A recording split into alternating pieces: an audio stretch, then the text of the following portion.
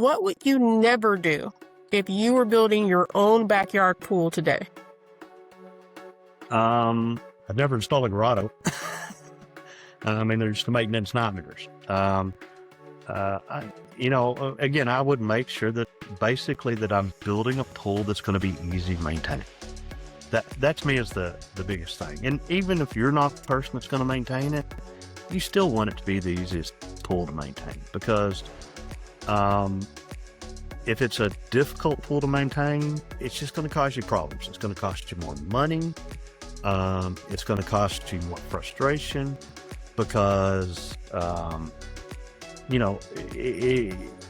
whatever cost makes it more to maintain just means it's more to maintain. It's just as simple as that.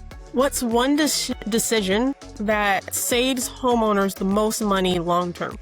Again, I think that's, again, just making sure that the pool's easy to maintain. Because that's your longest term cost, is how much are you going to spend every year maintaining?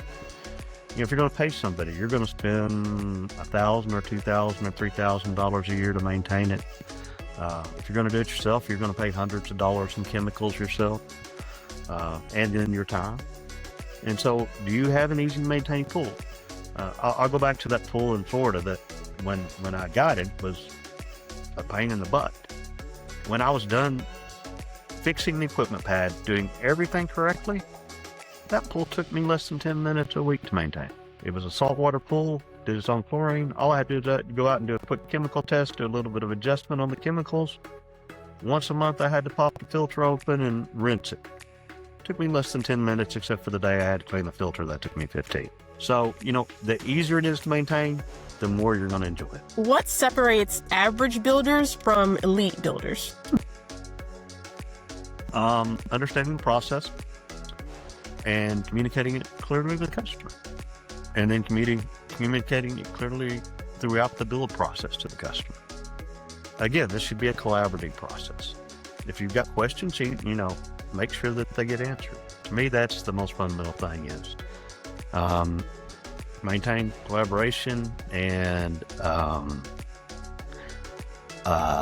make sure that you're maintaining that communication throughout the process. What technology or innovation in pools are you most excited about?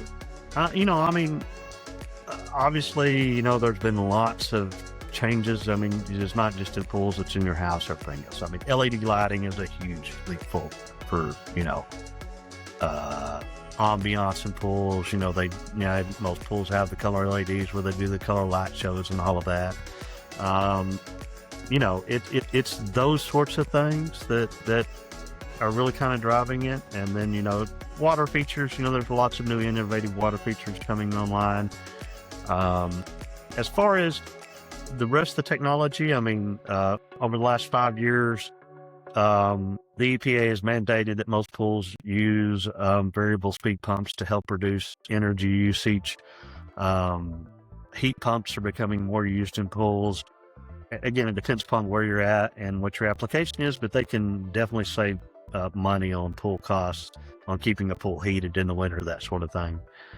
So there's definitely some technologies coming on board that, really are making pools more usable, more year-round usable, that sort of thing.